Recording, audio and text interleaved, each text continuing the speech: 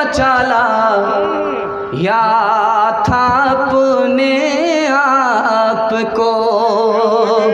मेरा दुख ये है कि मेरे पीछे उजाले पड़ गए। ताक में बैठा हुआ बूढ़ा कबूतर रो दिया, जिसमें डेरा था उसी मस्जिद में ताले पड़ गए। ताक में बैठा हुआ बूढ़ा कबूतर रो दिया, जिसमें डेरा था उसी घर उसी मस्जिद में ताले पड़ गए। कोई बारिश हो तो आए और आकर देख ले, जिल्ले सुबहानी की ऊंची छत में जाले पड़ गए। मायूस नजर आते हैं मस्जिद के मनारे, आता ही नहीं कोई मुअज्जिन के पुकारे। मिंबर भी तो खामोश है, मेहराब है सुनसान। हम कैसे मुसलमान हैं, हम कैसे मुसलमान।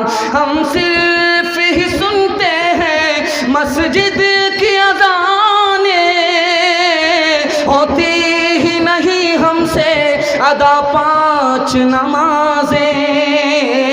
आबाद ही रहे मक्का और मस्जिद वीरान। हम कैसे मुसलमान हैं, हम कैसे मुसलमान। हर हाल में अपनी मस्जिद को आबाद करेंगे तो अल्लाह हमें हर तूफ़ान से बचा लेगा, हमारे घर को आबाद रखेगा। हाथ उठा करके वादा कीजिए इंशाअल्लाह मस्जिद को आबाद करेंगे। जनाब गुलजार साहब जिला परिषद फिर 200 रुपये गुलजार साहब ने दिया, अल्लाह गुलजार रखे, गुलजार बनाए, गुलजार के घर को अल्लाह गुलजार बनाए। माशाअल्लाह ये बंदा सुन भी रहा है और हौसला भी दे रहा है, लेकिन दिक्कत ये है कि हम लोगों की लालच नीयत ख़राब हो जाएगी पैसा को देख देख कर। खैर ध्यान से सुनिएगा, चौथा पैगाम लेकर के आ रहा हूँ तेज़ी के साथ। मैं सोच रहा हूँ कि आप लोग थक जाएंगे।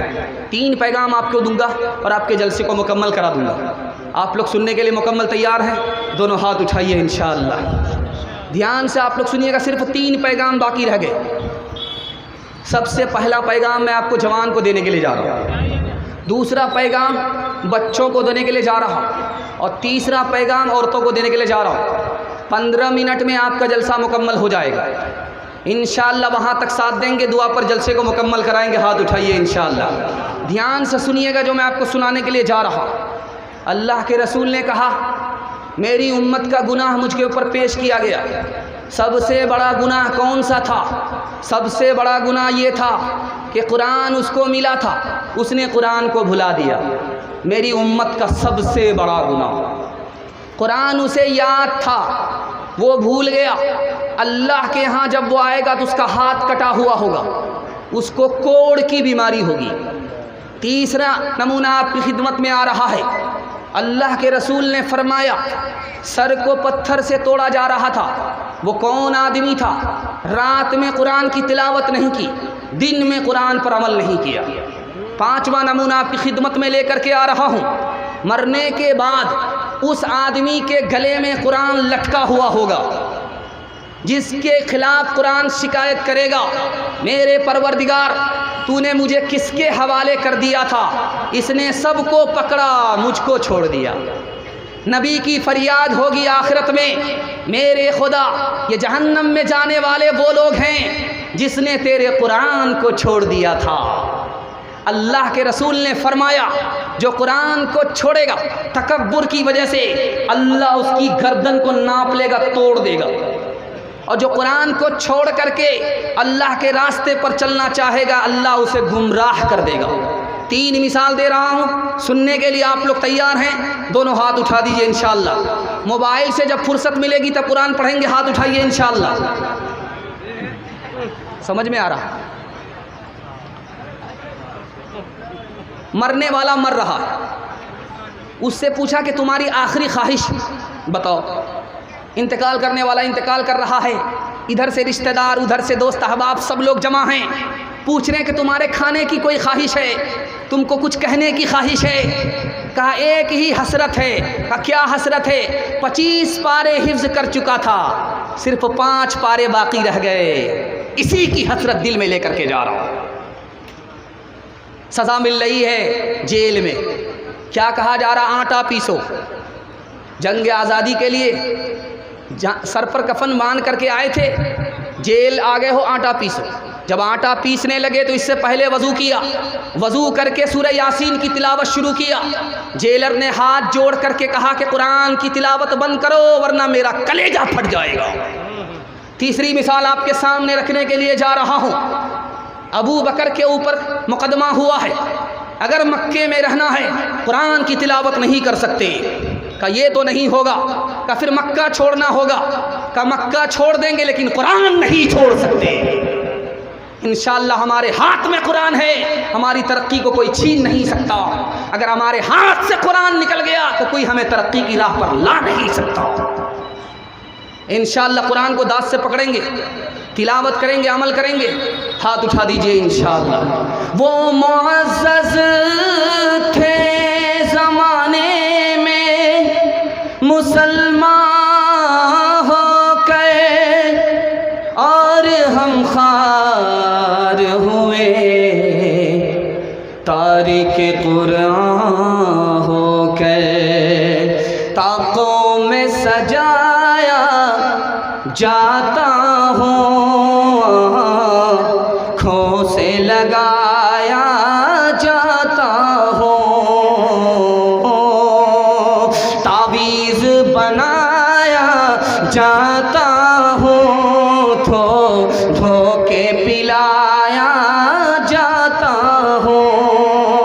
जब कौलो कसम लेने के लिए तकरार की नौबत आती है, तब मेरी ज़रूरत पड़ती है, हाथों पे उठाया जाता हूँ। नेकी पे बदी का गलबा है, सच्चाई से बढ़कर धोखा है।